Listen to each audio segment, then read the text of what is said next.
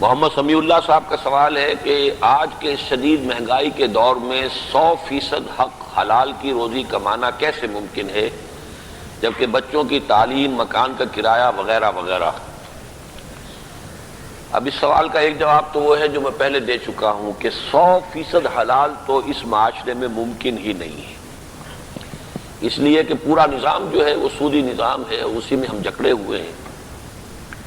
البتہ یہ کہ اس میں ہمیں حلال، زیادہ سے زیادہ حلال کمانے کی اور کھانے کی کوشش کرنی ہے، اور گاڑھا جو حرام ہے اس سے اپنے آپ کو نکالنا ہے رفتہ رفتہ۔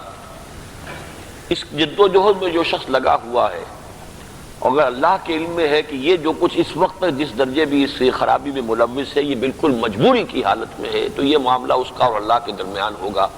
اللہ اس کی مجبوری کو جاننے والا ہے، وہ اسے معاف کرے گا۔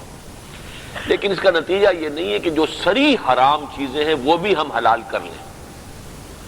مثلا یہ کہ کوئی شخص اسی کی بنا پر رشوت لینا شروع کر دے، وہ جائز نہیں ہوگا۔ اگر سرکاری ملازمت آپ کر رہے ہیں اور اس میں تنخواہ میں گزارا نہیں ہوتا ہے تو آپ سرکاری ملازمت چھوڑیے، کوئی پرائیویٹ سروس کیجئے، وہاں پر آپ کو بہتر سیلری مل جائے گی۔ یہ نہیں ہے تو کوئی اور محنت مشقت کیجئے۔ اس دلیل کے تحت کہ چونکہ مکان کا کرایہ بھی ہے اور بچوں کی تعلیم بھی ہے اور میری ملازمت جو ہے اس میں تو تنخواہ مجھے اتنی مل رہی ہے تو میں اس میں گزارا نہیں کر سکتا ہوں، تو اس سے میں رشوت کو اپنے لیے حلال کر لوں، یہ بات غلط ہوگی۔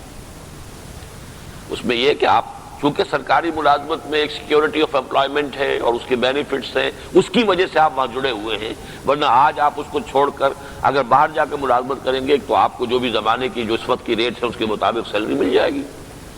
لہذا اس معاملے کے اندر اس حد تک اس کو پھیلا لینا جائز نہیں ہوگا۔